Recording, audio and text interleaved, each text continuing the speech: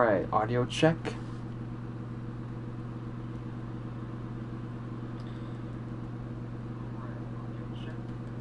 Audio is good. Alright. What's up, ladies and gentlemen? Welcome to Chill Gamer. And this is the start of a brand new series on my YouTube channel. It's going to be called Chill Gamer's Favorite Games of the Decade. That is right, I'm going to be doing an 8-part series that focuses on what I consider to be my all-time favorite games of the past 10 years, from 2010 to 2019. And there's a lot of them. I have played a ton of games this past decade, a lot of great ones, a lot of spectacular ones, ones that definitely changed the way I view video games, ones that are super addictive, ones that I will never forget. But these are the games that I can say without a doubt left the biggest impact or mark on me as a gamer from the past 10 years. Now, these are only 8 of them. There are 2 games that I cannot play on the PS4 at the moment.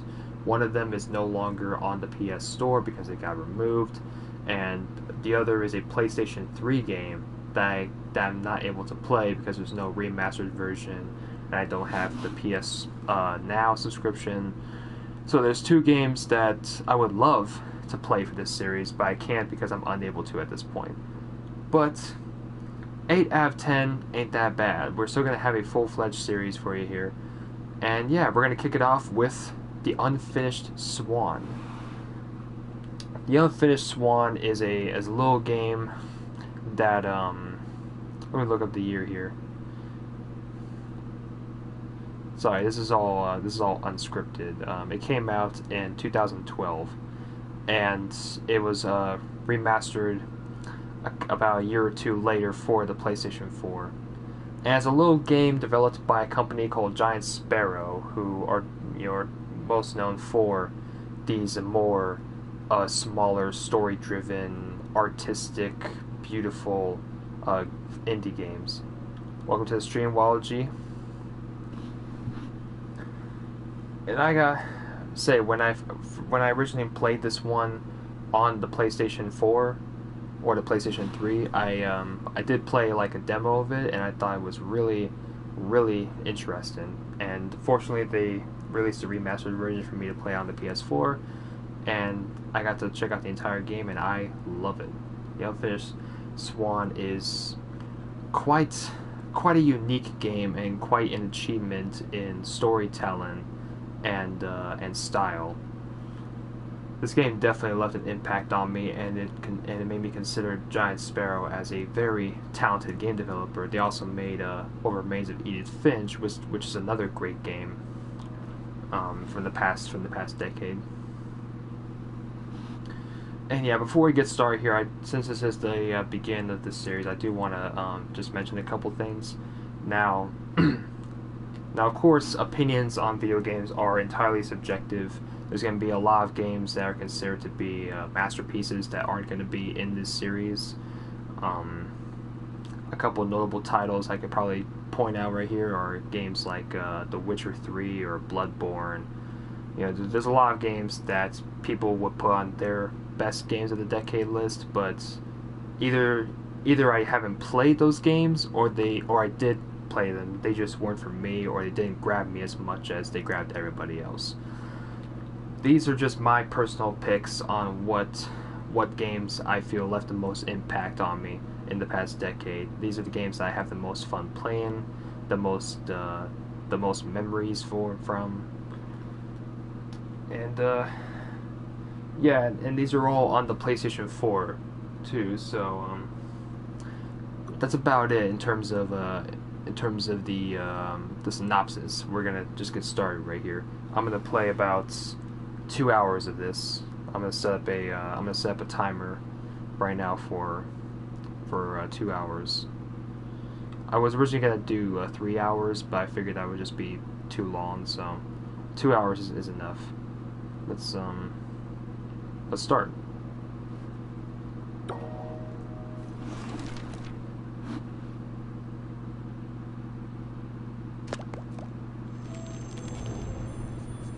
Monroe's mother had always been much better at starting things than finishing them. When she died, she left behind over 300 canvases, not one of them finished, along with Monroe, who felt pretty unfinished himself. The orphanage allowed him to keep only one painting, and so he chose the unfinished Swan that had always been his mother's favorite. But that night, he woke up to find the swan had disappeared. So he took his mother's silver paintbrush and followed the footprints into a little door he hadn't seen before.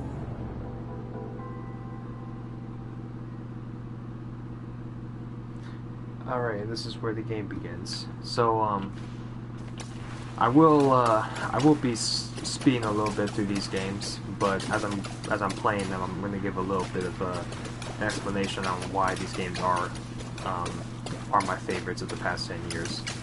The unfinished Swan, as you can tell, is definitely different in terms of gameplay. It's not a gameplay heavy game.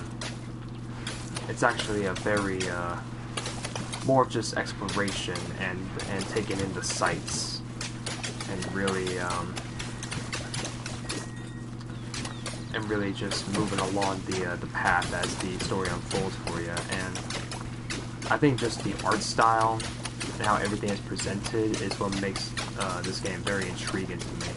Because first it starts off with you painting all black and white.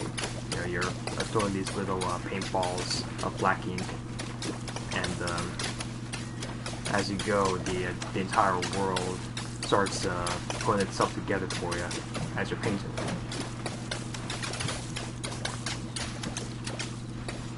And heck, you can probably spend hours actually painting the entirety of this world. I'm sure there are some gamers that have actually done that. There are a couple details that you could definitely miss if you don't explore the entirety of it.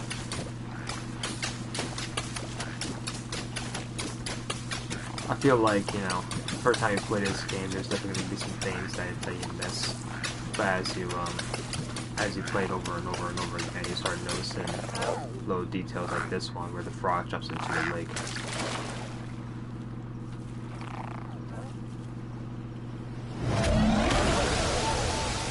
And he gets eaten by a giant monster.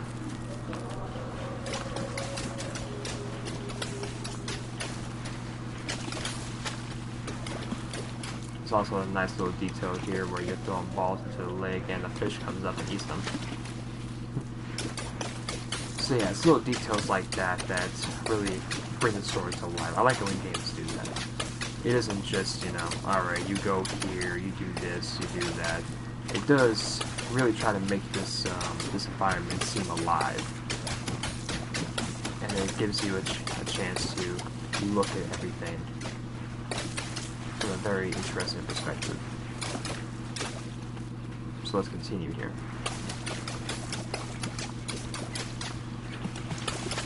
So the whole basis of this game is, you know, I play as this kid named Monroe, and I'm chasing after one of my mom's paintings that she gave me called the Unfinished Swan. And as the Unfinished Swan escapes, it leads me into just this blank environment that I have to keep painting and painting and painting so I know where to go. And as you paint this world, you are greeted with these little chapters from like a storybook that tells you more detail about the main story.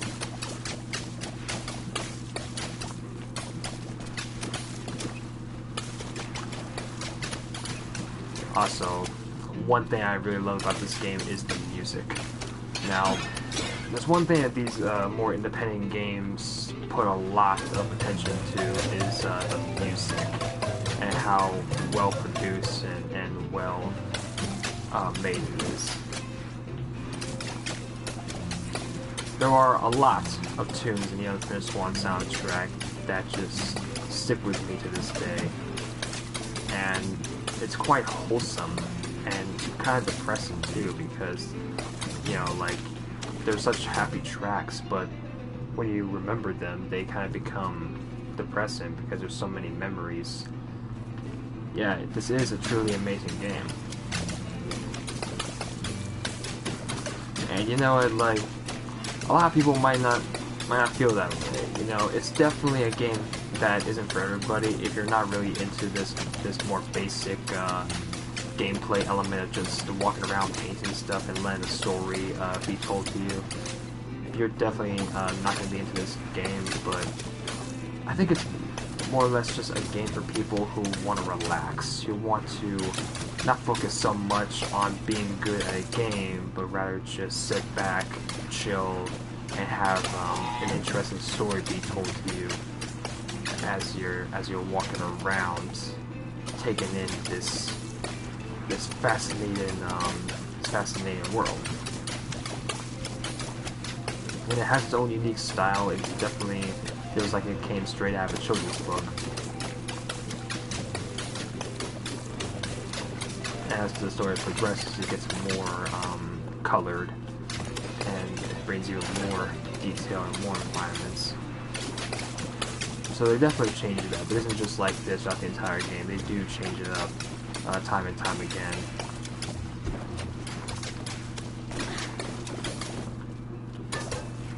I like these little things here. Just these statues. There's a rooster or a chicken. You go up here. You got yourself a chicken leg.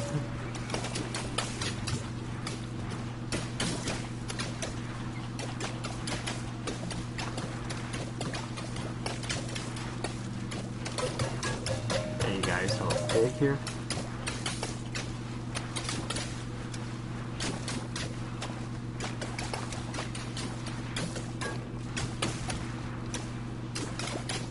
One last thing around here somewhere. Is it over here? Oh, you got something unicorn. I don't know if it's over here or not, but it's like, you know, you see the pig. It probably is over here. You see the pig, and you get a ham.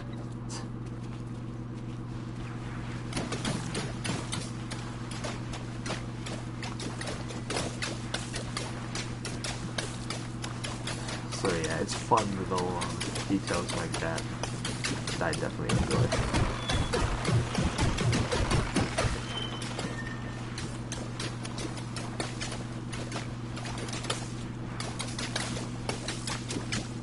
Again, you can spend like hours on this game, just painting every single thing.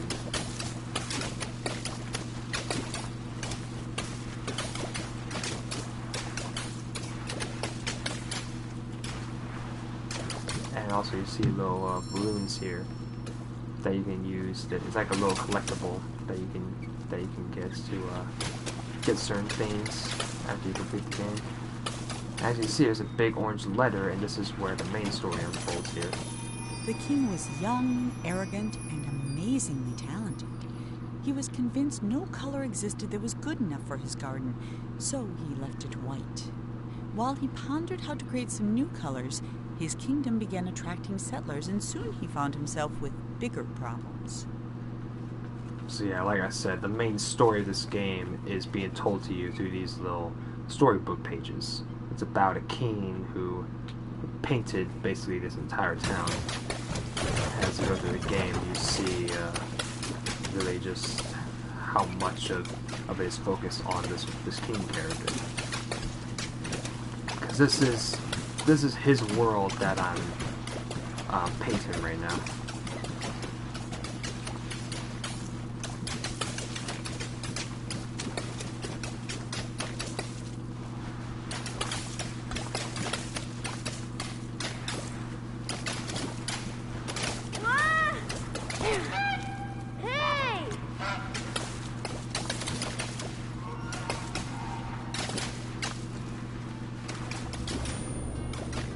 Part 2, the Watchtower.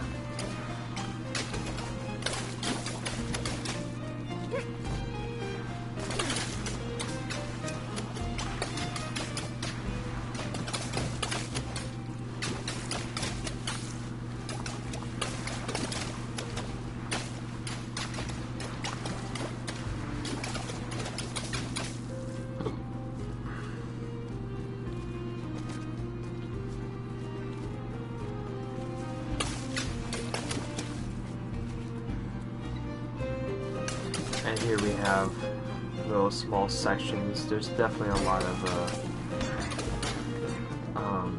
sections where it takes a little bit of thinking, but it's not complicated or anything. It's actually pretty simple. But it does try to add a bit more to the gameplay than just walking around painting stuff.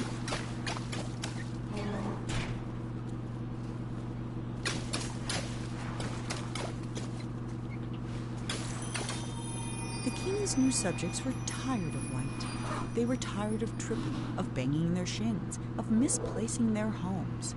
So they started painting everything, ruining the king's spotless design.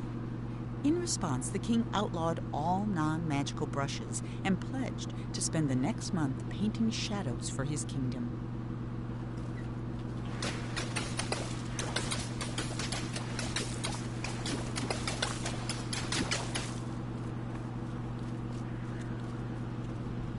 So we start to see a little more detail in the environments here, how it's shaded, and if you stick around here, you'll see a little something.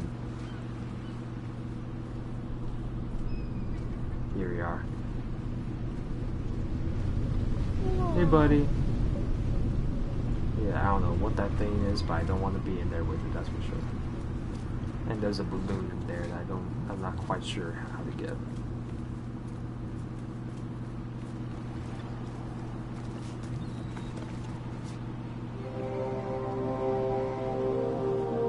Part 3, First Castle.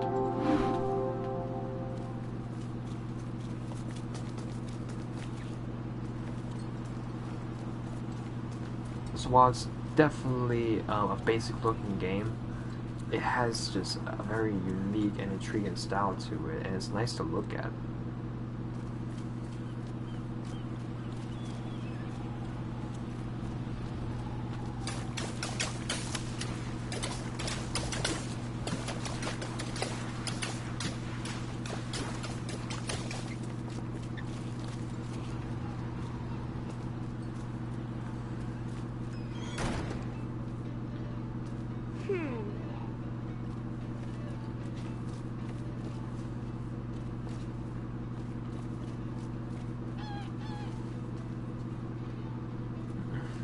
This part of the game is pretty important because it gives you little sneaks or sneak peeks at future environments in the game. Like there's a maze, there's a castle.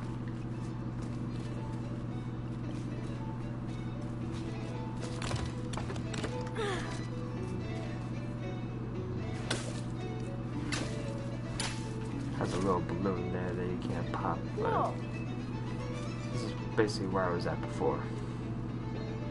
This is what it looks like now.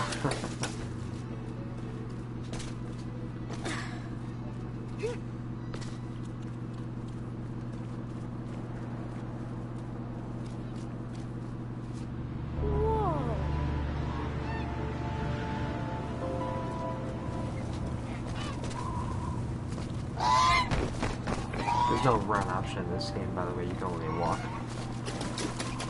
which gives you time to take in the environments. And of course, change to your destination.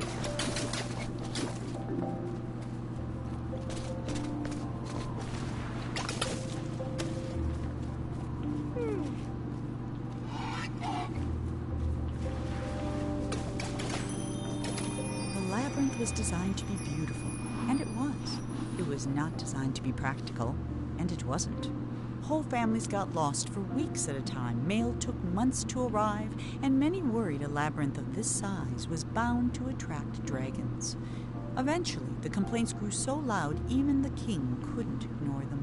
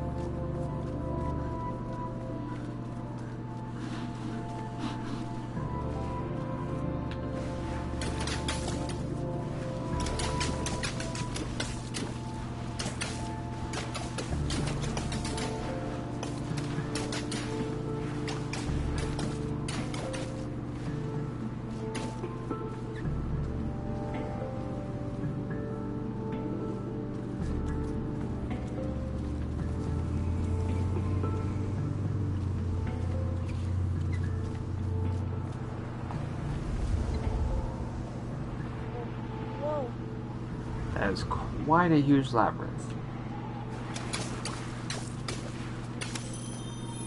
The king was so frustrated with the messy, demanding people of his kingdom that he decided to start over.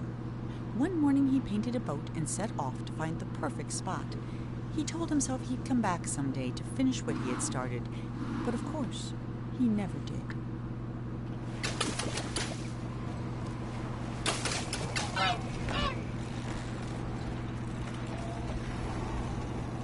We're gonna get a little added touch with telescope. Take a look at this statue he has right here. Now we can continue the story with hot air balloon. For the first time in weeks, Monroe felt good. He felt even better when the wind pushed him close enough to reach the Swan. He was feeling so good, in fact, that he forgot all about his fear of heights. But when the Swan wriggled free and Monroe fell over the side, he remembered almost immediately. That might have been the end of Monroe if this were a shorter story, but it isn't, which is why Monroe's That's kinda troubles dark. will just begin. They basically said, yeah, if this were a shorter story, Monroe could have pretty much died, but that's not what we're all about. So now we get to do Chapter 2, The Unfinished Empire. And it shows you on the side the balloons you collected and everything. This is a game that I haven't 100%ed. And I'm pretty sure it's a game that's really easy to 100% because it's not that long. Monroe There's not a whole scrambled lot out of to the keep track water and of. found himself in a massive city with no sign of the Swan or anyone else. Well, except someone's enormous pair of feet. These were attached to a giant who could have been a big help in catching the Swan, but unfortunately, here was the laziest giant who had ever lived, and it was his day off. Having celebrated in his usual way, he was now sleeping it off and quite unable to hear Monroe yelling. While he was looking for a way to wake the giant, Monroe noticed something even better: a floating ship. Ah. I like the transitions between the cutscenes and the gameplay. How it like finishes the sketch with more color and everything. And yes, as you can see, the environment is much more detailed and much more colored, and it looks beautiful.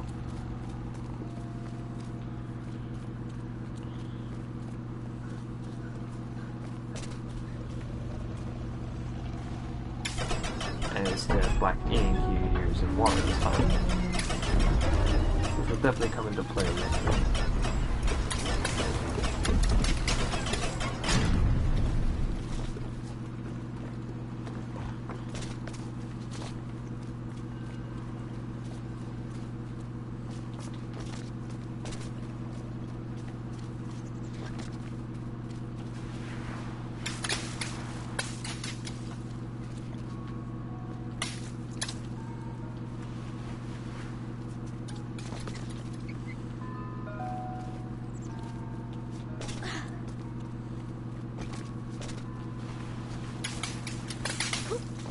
So I have to lift this up.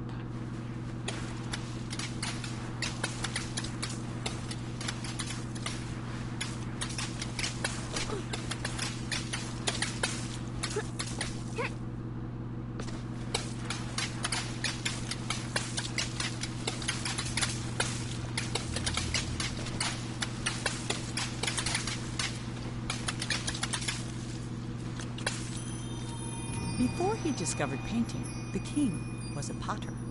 He loved the simplicity of a well-spun pot. So when his subjects complained that his new city was too austere and that there was nowhere to relieve themselves, the king ignored them. But when they started relieving themselves in his pots, the king hastily built them a sewer system.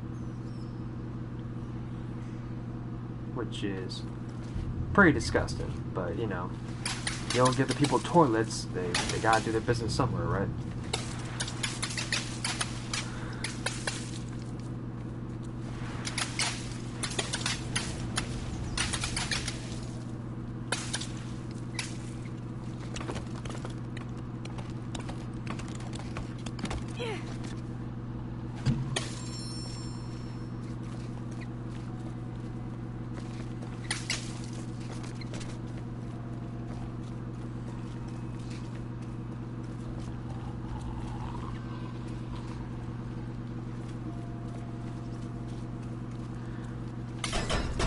So I'd say when it comes down to it, this is a game that also rewards you for its simplicity, because even if you have to backtrack, you're still able to appreciate the detailed environments and such. And like I said before, it has that calming feel to it, where you can just relax with it and have a good time, and not worry about it being too difficult or challenging.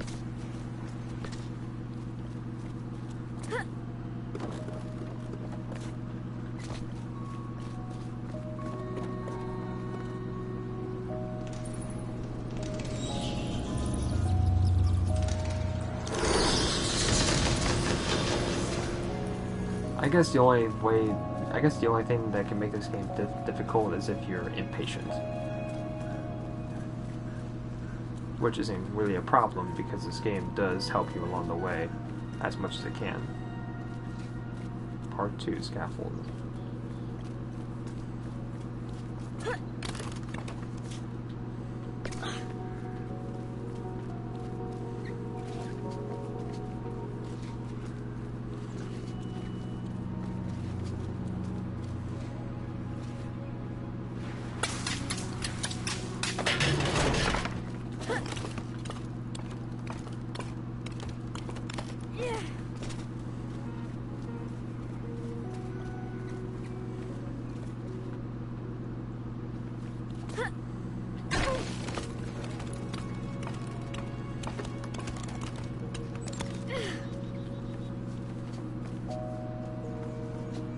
I like this right here.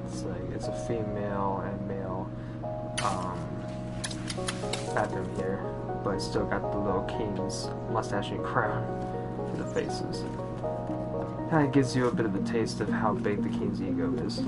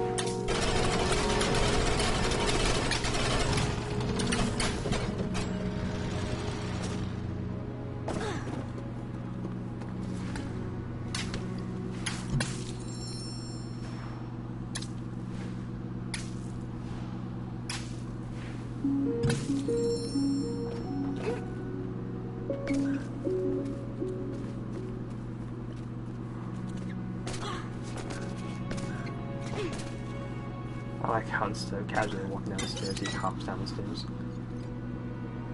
And there's a Swan, and there's a ship. I'm getting closer to my destination.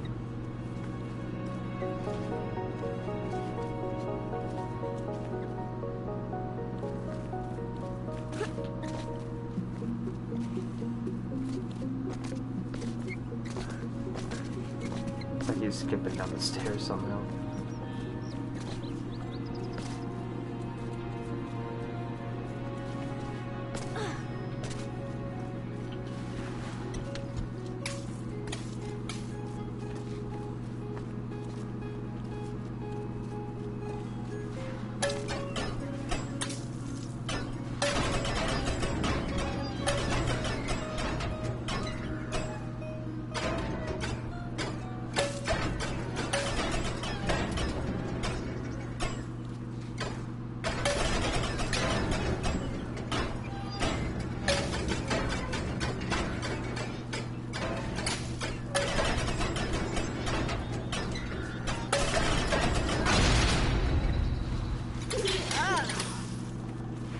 Hey, buddy. You don't mind if I just cruise down through here, right? Yeah, they don't like water.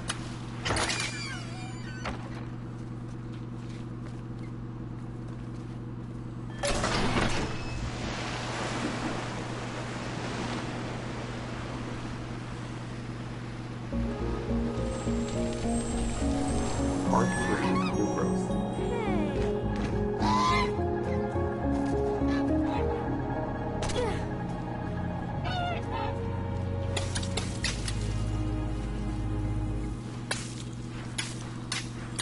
This is where things get a little odd for me, is when you're growing these plants here.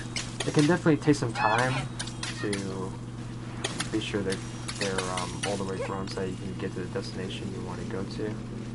But it's not overly long. Like, you can definitely just water them a few times and you have a perfect path to go on.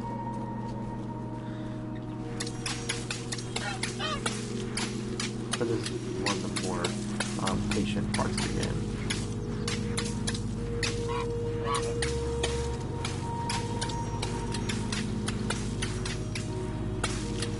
And you pretty much don't know which part of which part of the plant is supposed to water.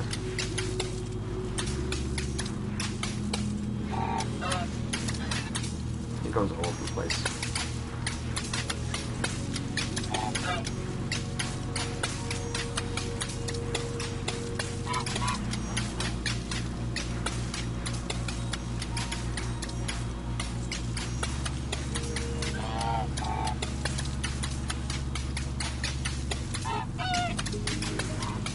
It doesn't make it look pretty. It just takes some time.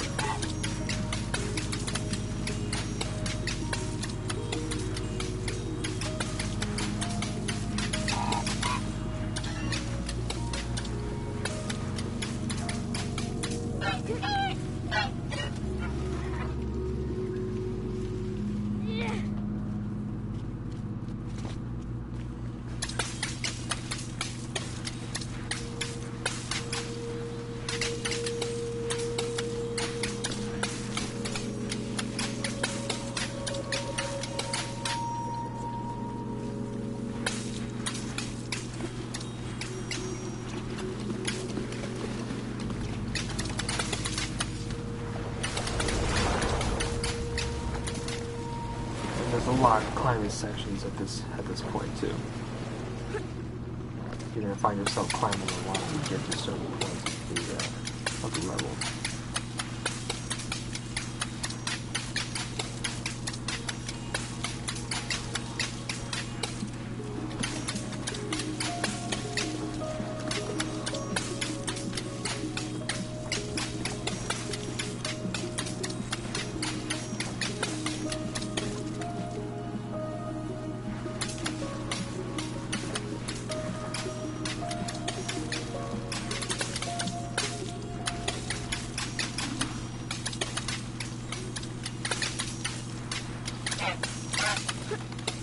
You can't shoot as you climb, which is a good thing.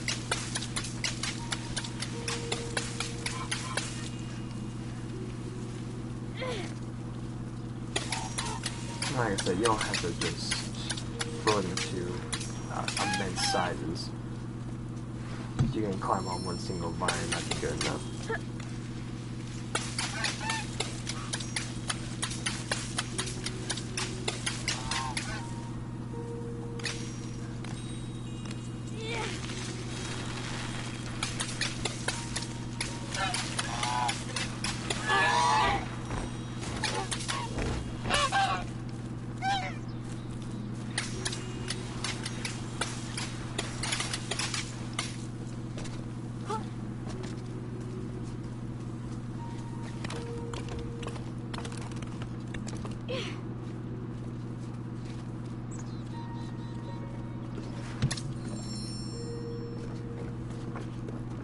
quite a long drop.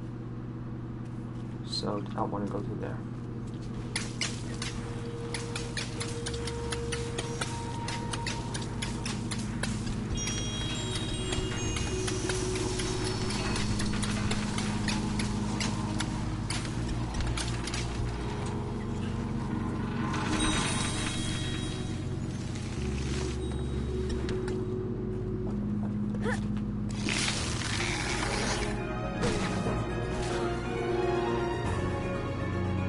Part 4, Palace.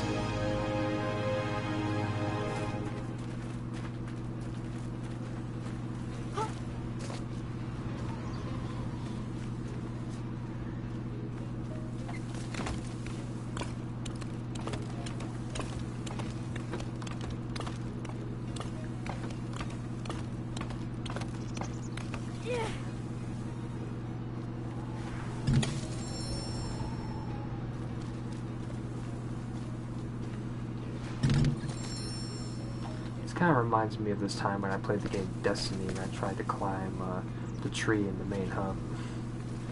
Except in this game I can actually climb the tree.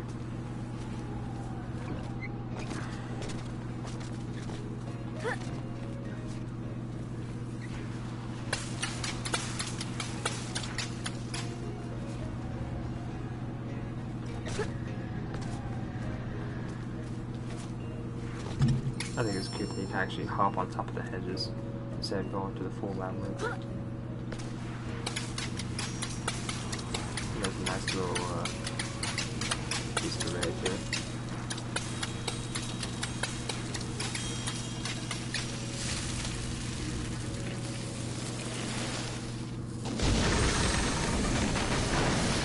Blast off! Ah, didn't fly. Well, no, I did. Just had to take some time. Unlike his nicely trimmed hedge maze, the vines refused to stay where the king wanted them. He ordered his subjects to pull up every vine they saw. But the people were getting tired of the king's endless decrees, so they secretly began watering the vines whenever the king wasn't looking.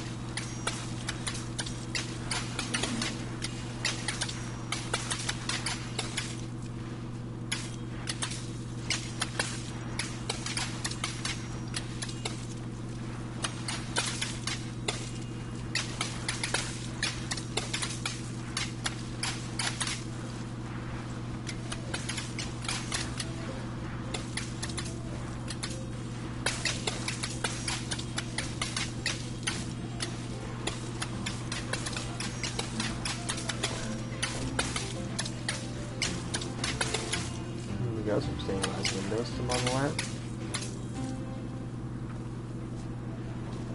See a little crack here, gives you a peek at a blue balloon that you can get.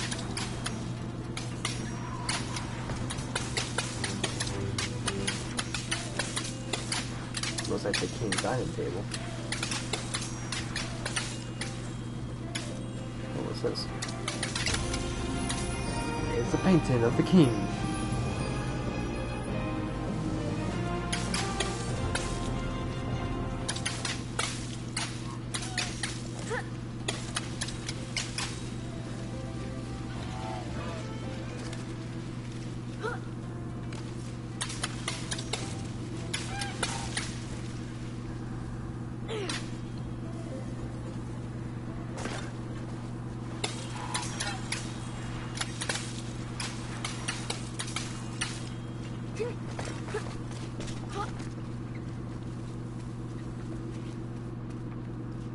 And a balloon.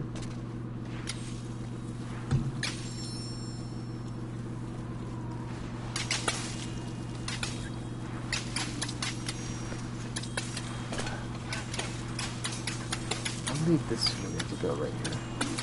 So let's climb. Yeah.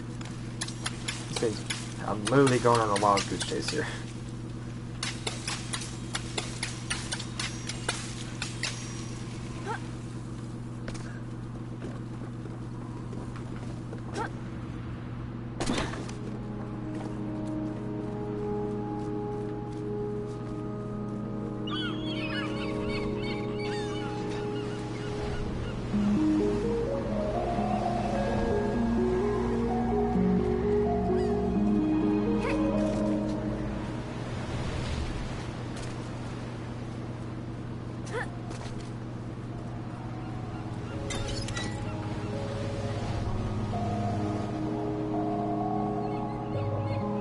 That's the king and his little hideout, his statue of himself. Hiding now on his little island, all alone.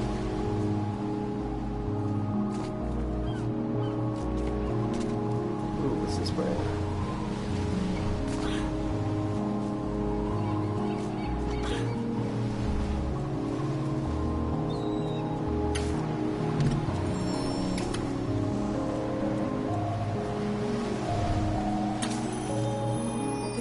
Hated the sea, and all because of his very first castle. It was the only one he had ever come close to finishing, and it took him a single day. But then the tide came in and washed it all away. He vowed that someday he'd build a kingdom that would last forever.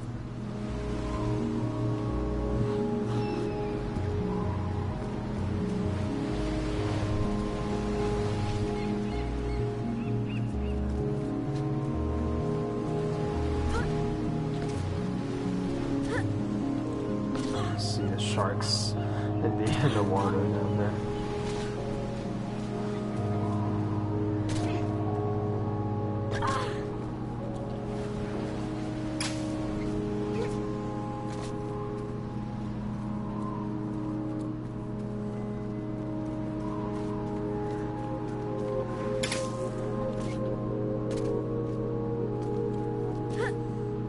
Alright, here we go.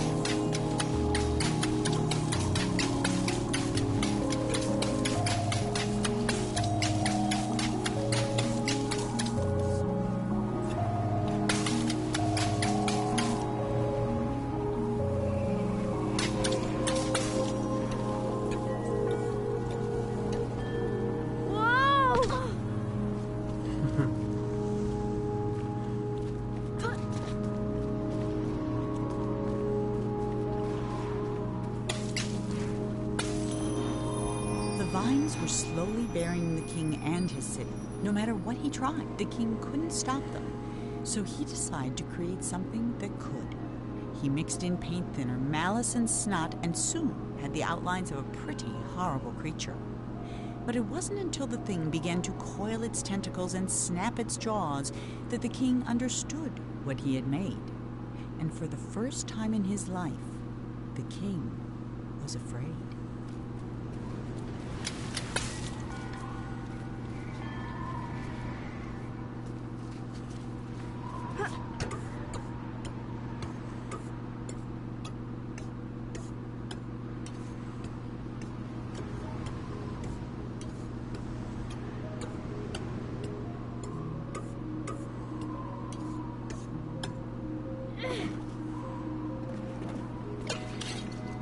There you go. This is a real fun thing. The fire hose.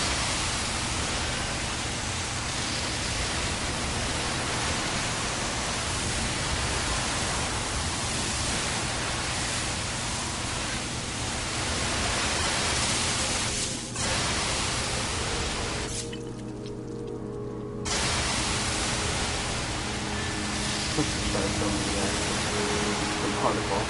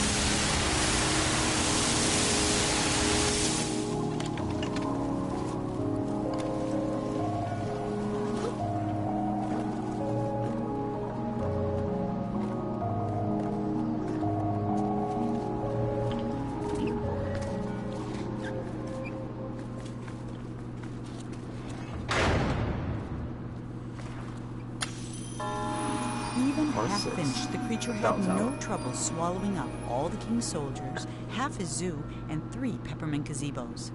It was only with the help of his pet hippo and the giant that the king was able to force it into the sea. And though the water remained black for years after, the creature was never seen again on shore. And what was that thing we saw in the ocean, though? What was that thing we saw in the water?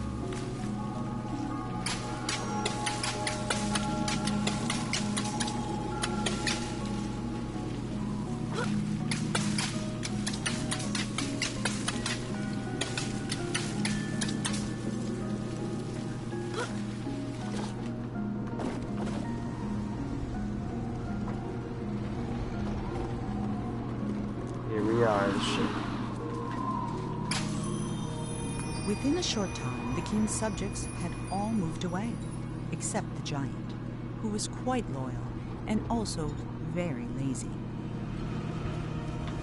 Well, of course. Can we see him from up here?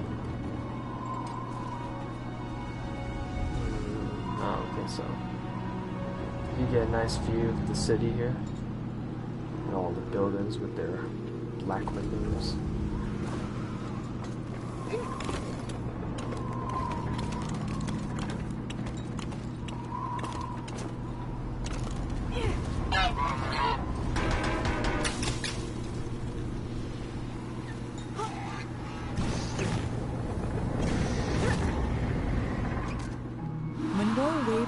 goodbye to the giant and set sail. But no matter how fast he went, the swan was always just out of reach. And not for the first time that day, Monroe suspected he was being led somewhere. Then they flew into a cloud, and everything went black.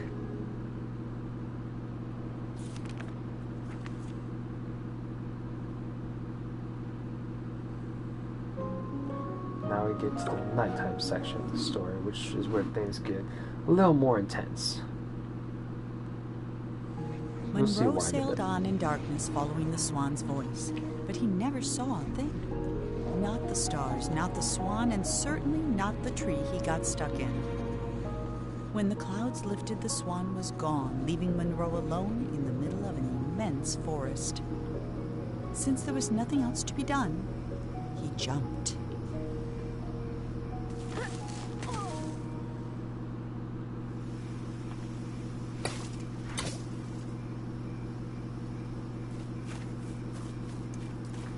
Oh.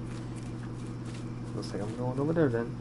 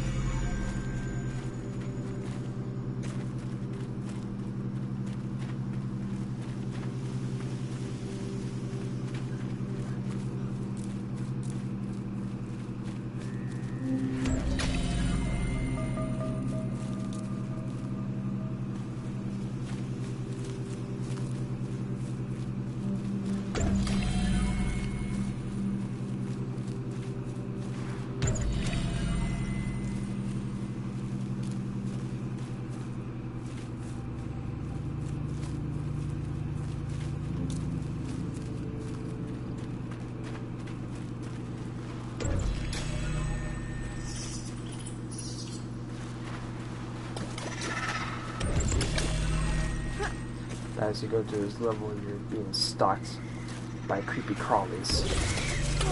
Spideys.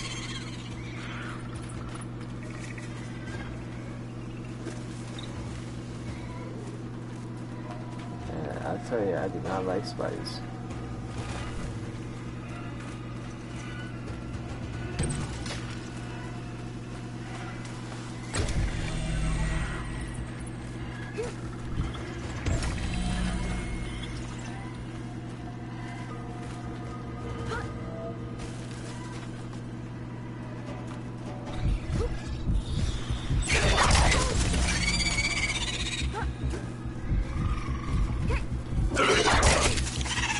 Almost got me.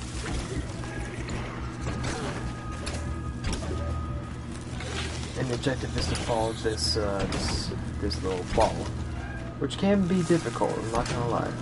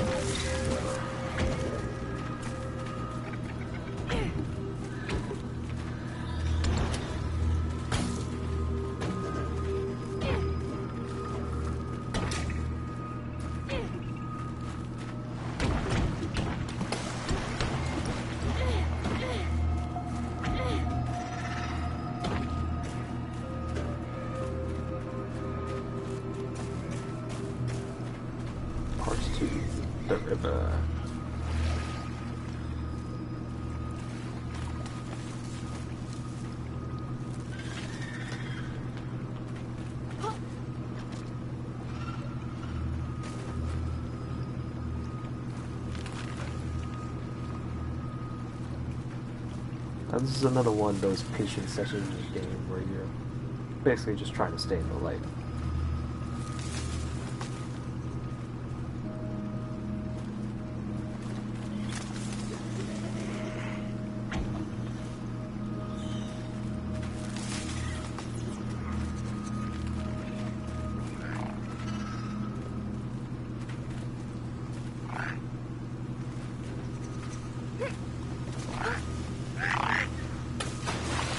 There.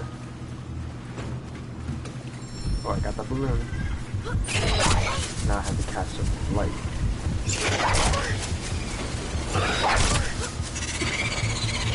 But like I said, it can be difficult. Once you miss something, it bites you. Bites you in the butt.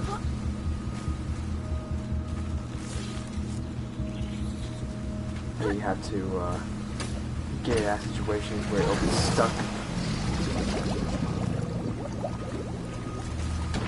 And you have to get it back off the path.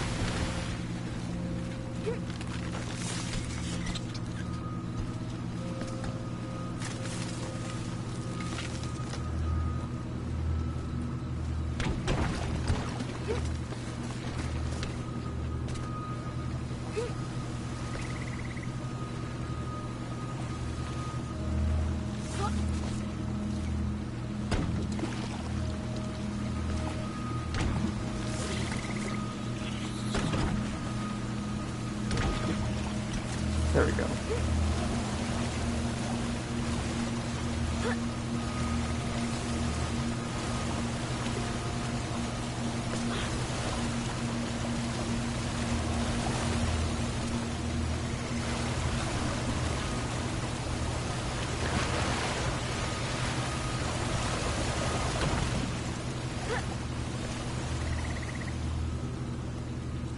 And we come to the most interesting part of the game, where you don't have to paint this time, but you have to build.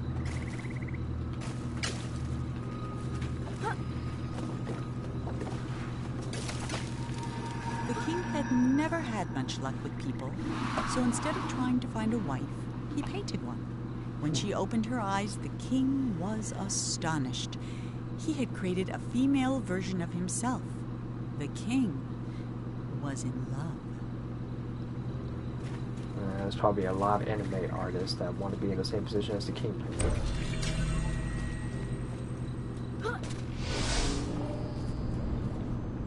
So here we go.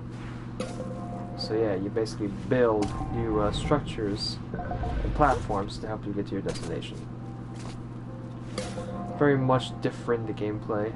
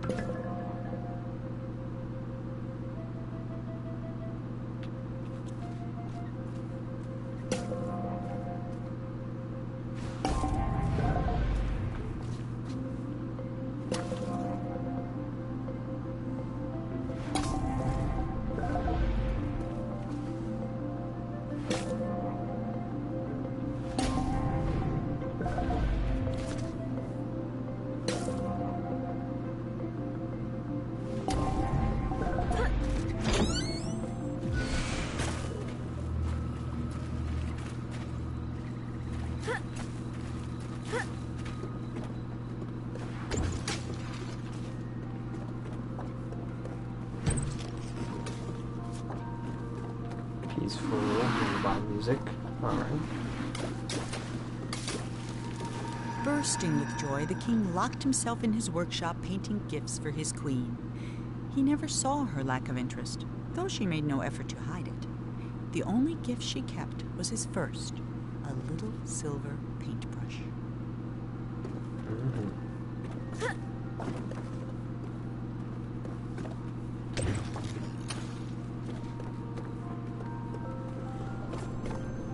for the nursery.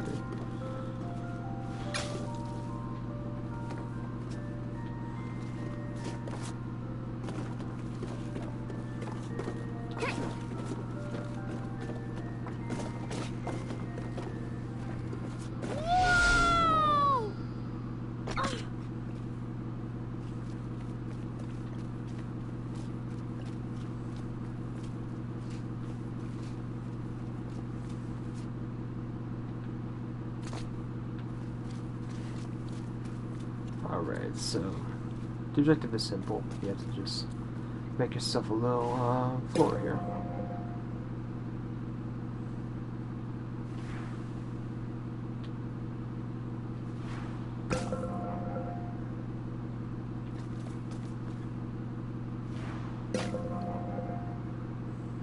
Or try to, at least. You don't want to lose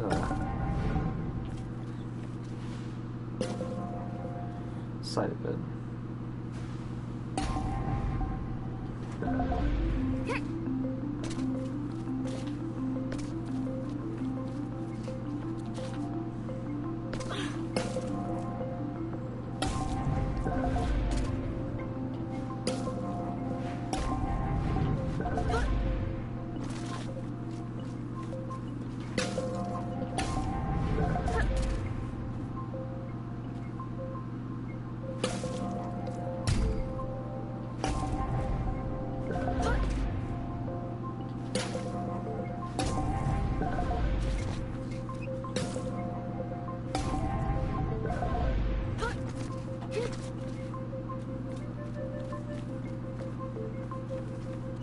There's a nice little Easter egg coming up here that I want to try and look for you guys.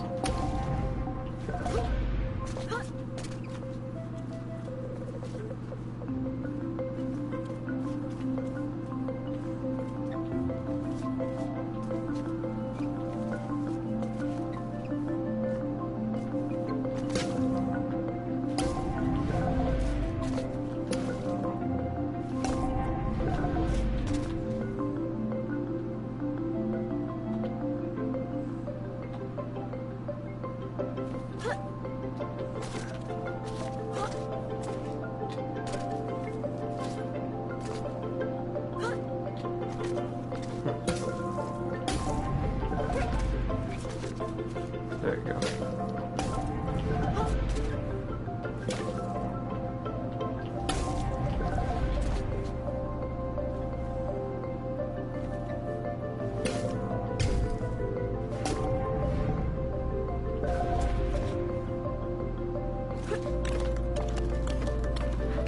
Yeah, those parkour skills though, grab onto the edge of it and start climbing up.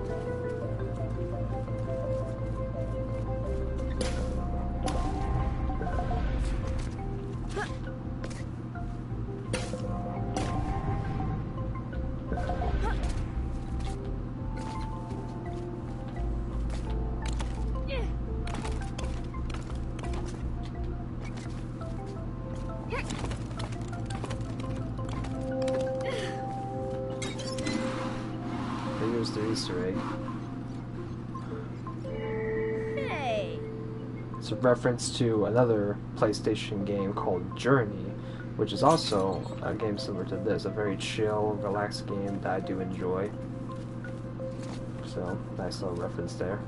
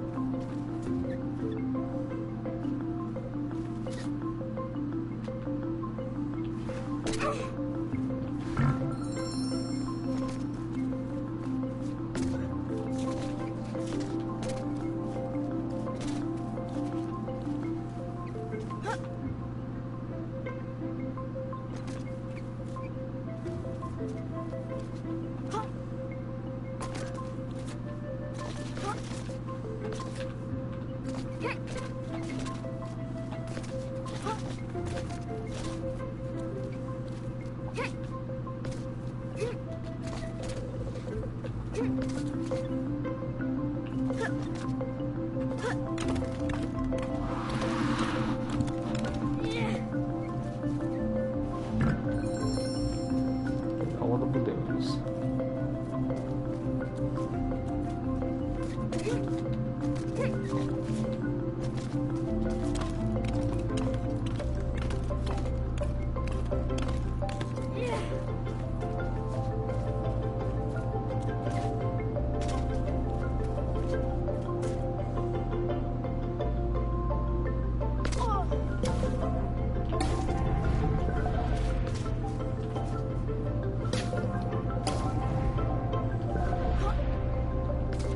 I don't quite remember how to get past this area of the game, but hopefully we can figure it out.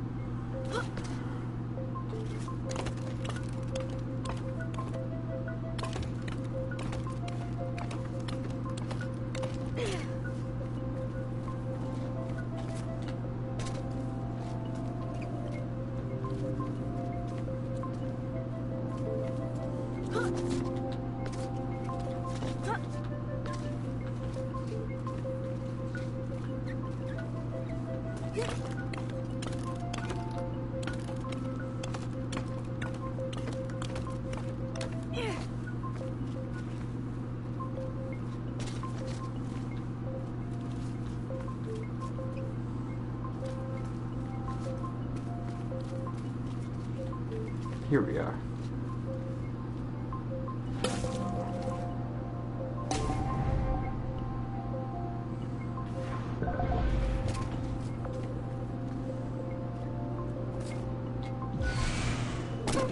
And now we can continue on.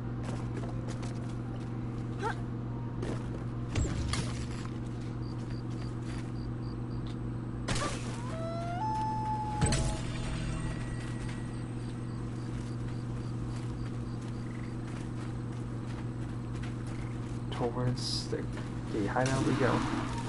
On the night before the queen was to give birth, she left. All she took was a single unfinished painting. When the king woke, he found no explanation, and he never did.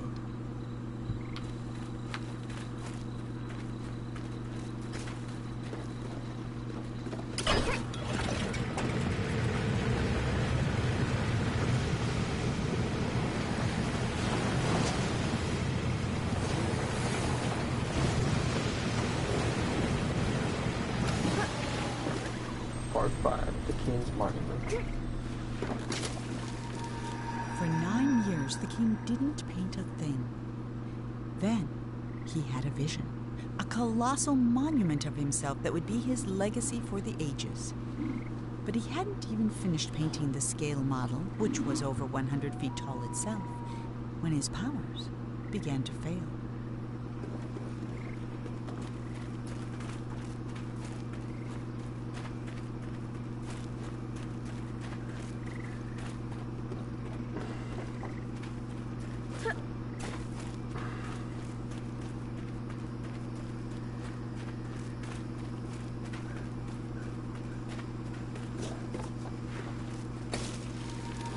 The king never finished another painting. Then one night he went to sleep and couldn't even finish his own dream. And he's been trapped inside it ever since.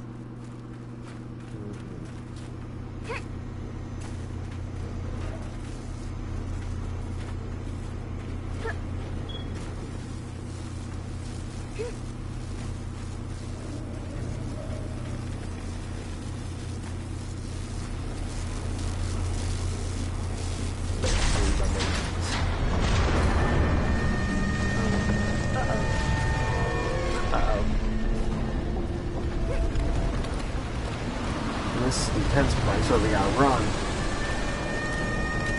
We got book it.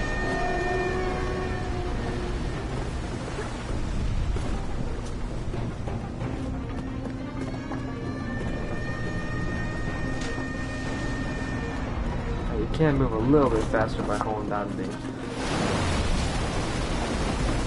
Oh, there you go. You can move a little bit faster by holding down the left stick, but not a whole lot.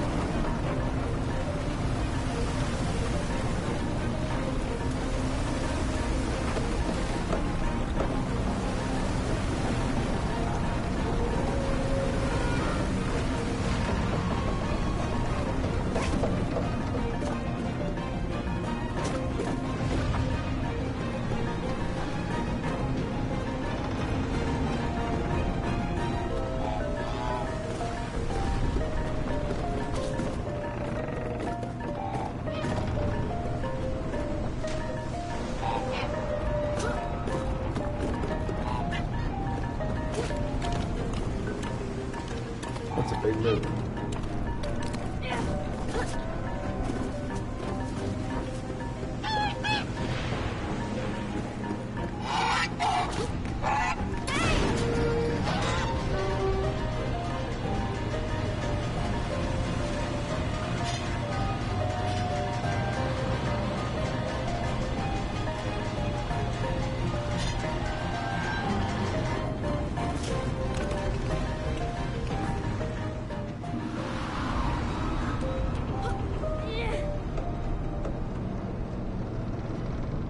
As Monroe stood there trying to think of something to say, the statue shuddered and the hatch slammed shut. And now there was no more need for talking. The king was awake. Here we are. The finale of the game.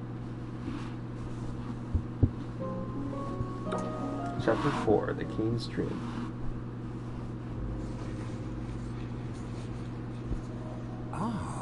It's you, the boy from my dream. What a strange dream it was. My life's work was being destroyed, and all I could do was watch. Come, sit here by the fire. It all began right there, in the house I grew up in.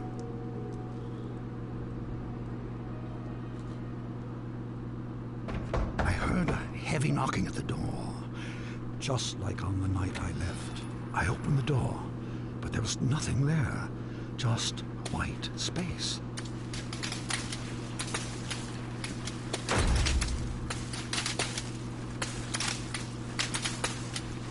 So I'm basically just telling the story from the king's perspective. When I got outside, disaster. Some miscreant had painted everything. My garden was ruined.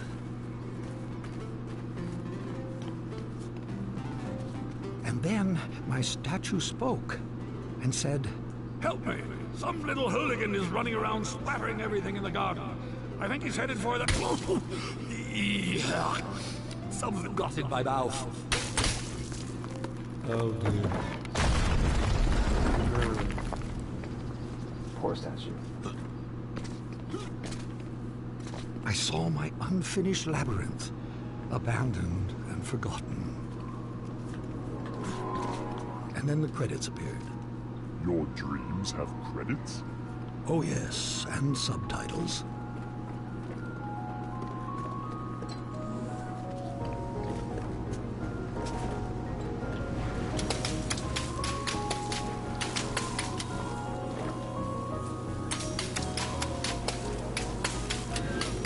Then I saw my beautiful city strangled by those disgusting vines.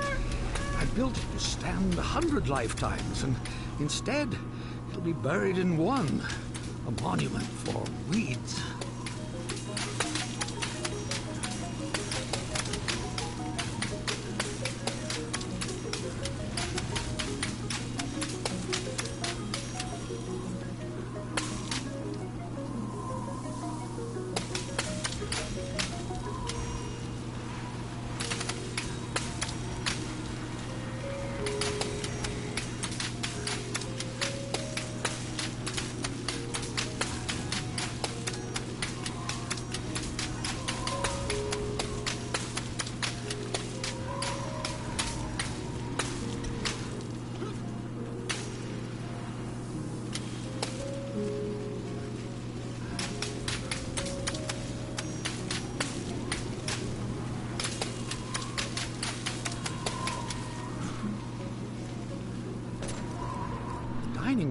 was full of people, like the old days.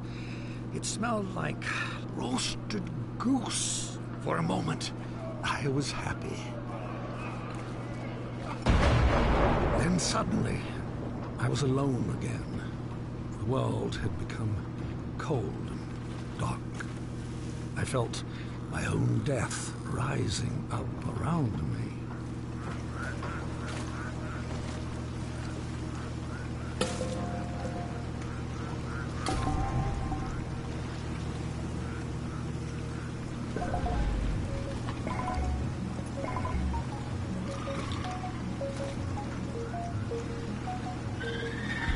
Put myself on left.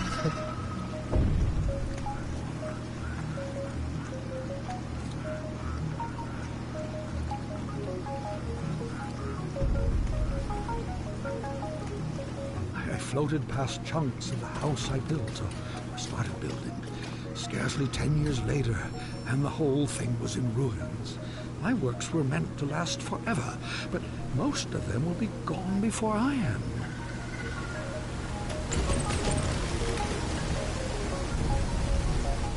There's my wife. I was at a funeral. My own, as it turned out. No one was there. Except you.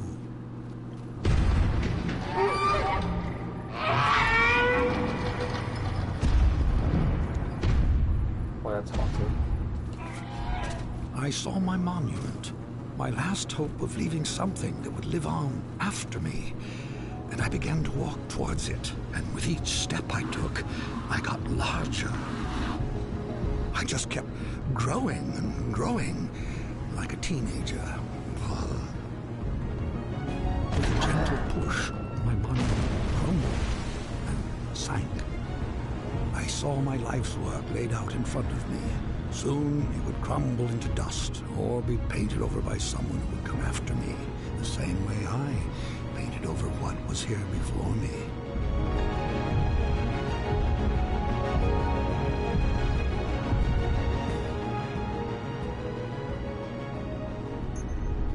When the universe ended, I knew that everything I'd made was over.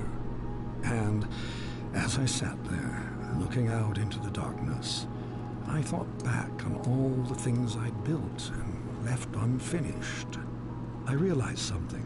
I wasn't sad that it was all gone. I had fun making all that stuff. I would have done it anyway. And then, somehow I knew that when I woke up, all my work really would be destroyed. And that's when you showed up. I don't know how you got here, but I'm glad to see you. I have something for you. This brush isn't mine anymore. My work is over. It belongs to you now. I hope it makes you happy, and that someday they will say, he is a better man than his father. That door will take you anywhere you want to go. But leave quickly, child. None of this will last for long. And that night, even though he was very tired, Monroe did something that would have made his mother very happy. He painted. And that's the end right there. The unfinished Swan, ladies and gentlemen.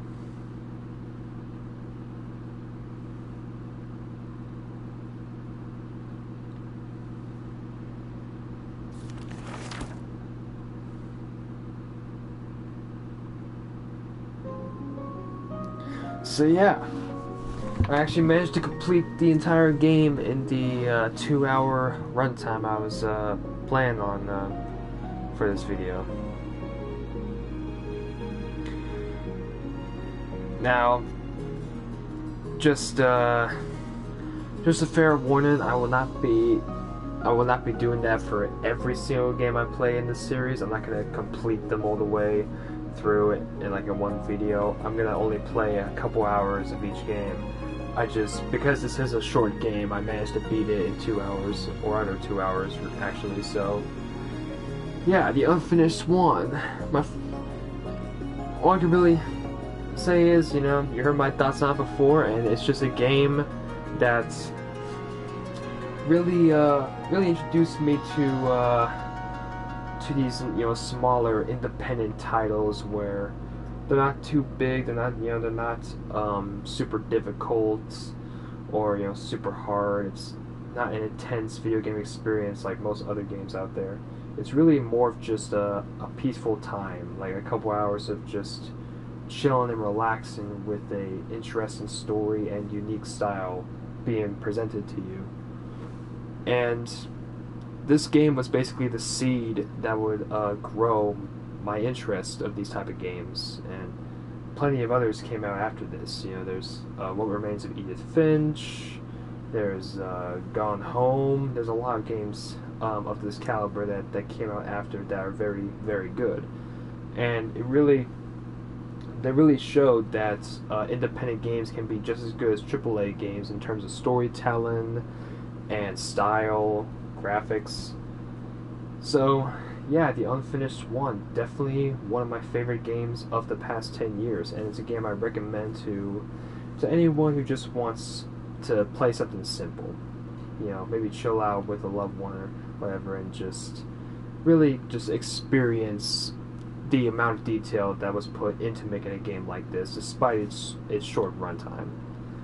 It's a game that is small, but definitely makes the use of what it has.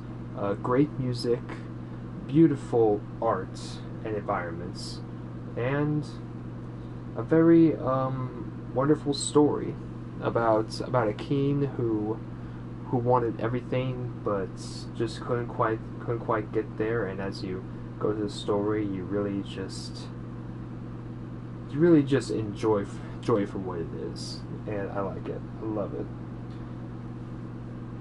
So yeah, that's gonna be it for tonight's stream. I will be back tomorrow for the next part of this series, and I will not give away what the game is because I don't even know myself. But because I'm basically what I do is, since I have 8 of these, I randomly choose them out of a bowl, and whatever game I pick is the game I'm going to play next. Unfinished Swan was the first randomly picked choice, so who knows what game I'm going to be playing tomorrow. I might be playing 2 games tomorrow, who knows. But to end off this video, thank you for watching, and once again, I recommend Unfinished Swan to pretty much everybody. And yeah, it's definitely a game that I will remember for a long time. So thank you, Giant Sparrow, for making this great game, and hopefully you can continue on to make wonderful smaller projects like this to captivate my eyes and my interests. Hope you move on to bigger and better things. So yeah, thank you for watching, and I'll see you all soon.